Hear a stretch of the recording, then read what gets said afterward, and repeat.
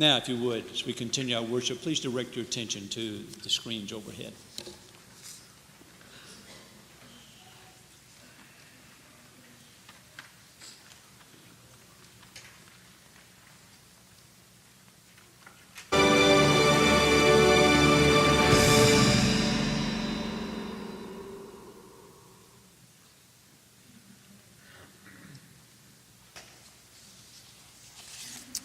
Can everyone hear in the back and throughout the auditorium? We're having a little difficulty with our microphones this morning, but I hope everyone can hear. The Battle Hymn of the Republic, written in 1861 by Julia Ward Howe. She was a prolific poet at that time, and she was visiting with her husband the camps of the Union Army around Washington, D.C. There was an old hymn, as an old camp meeting hymn that was well known at that time, called Canaan's Happy Shore. And some of the lyrics to this tune went, "Oh brother, will you meet us o'er on Canaan's happy shore?" Well, that tune was a very popular tune in those days, and some of the Union soldiers had taken that tune and written a song called John Brown's Body. And John Brown's Body, the words to that one were not one that you normally sing in church. But while they were visiting these camps, Julia Howe heard the Union soldiers singing John Brown's Body and heard the tune. And somebody turned to her and said, "Wouldn't it be better if we had more pleasant words?"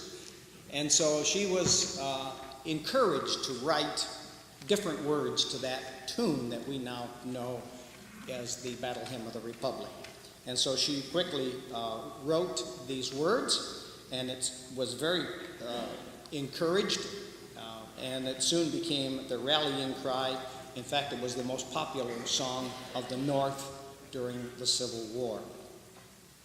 We're going to sing the first, second, and third verse to the traditional marching tempo.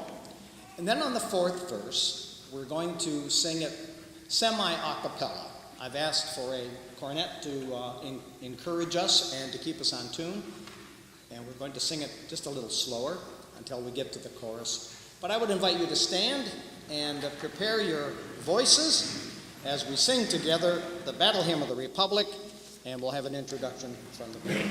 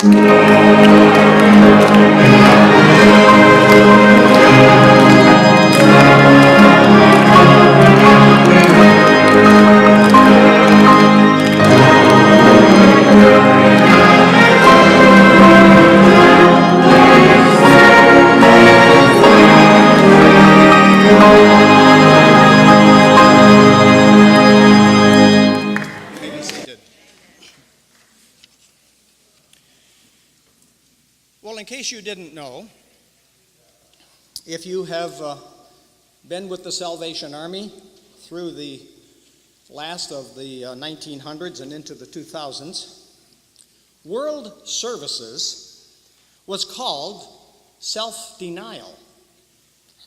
Community care was called League of Mercy. And giving of your tithes and offerings was called firing your cartridge. And if you grew up in America before 1967, Memorial Day was called Decoration Day.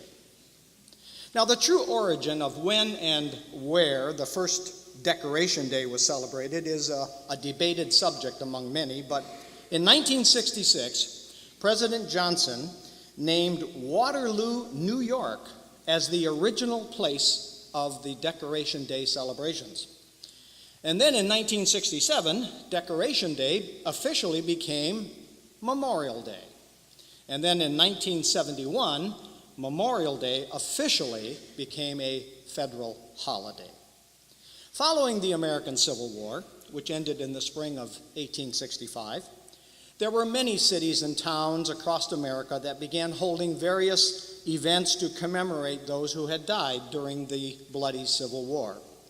By the way, it was a war where more Americans died than all of those soldiers of World War I and World War II combined.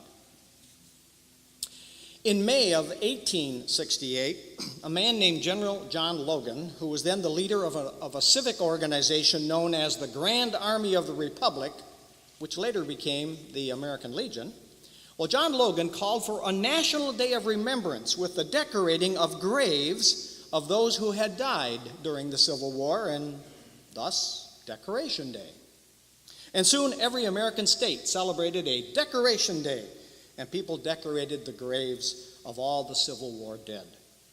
By 1967, all the graves of all American service personnel who died while on duty were being decorated on May 30th. In 1968, Congress passed the Uniform Monday Holiday Act, which established Memorial Day as always the last Monday of May. Now, Memorial Day is sometimes confused with Veterans Day. Memorial Day honors all military veterans who died while on duty serving in the military. Veterans Day honors all military veterans, both past and present. And so tomorrow, Monday, May 27th, we recognize Memorial Day. In case you didn't know, the tradition of wearing red poppies on Memorial Day, that originated from John McCree's famous 1915 poem on Flanders Field. And in Canada, excuse me, they wear red poppies to honor their soldiers on their Remembrance Day, which they hold in November of each year. In case you didn't know, Congress passed a law in 2000 that requires all Americans to stop what they are doing at 3 p.m. on Memorial Day for 1 minute to honor those who have died on active duty in the military service. There is a saying, it's been attributed to a Korean War veteran, a U.S. Army Staff Sergeant Howard William Osterkamp, who was a Korean War veteran and a Purple Heart recipient. There's a saying that all of us veterans who have seen combat often use when we pay honor to fellow veterans. All gave some. Some gave all. This Memorial Day, let us remember and pay honor to those members of our U.S. military who gave all. Amen.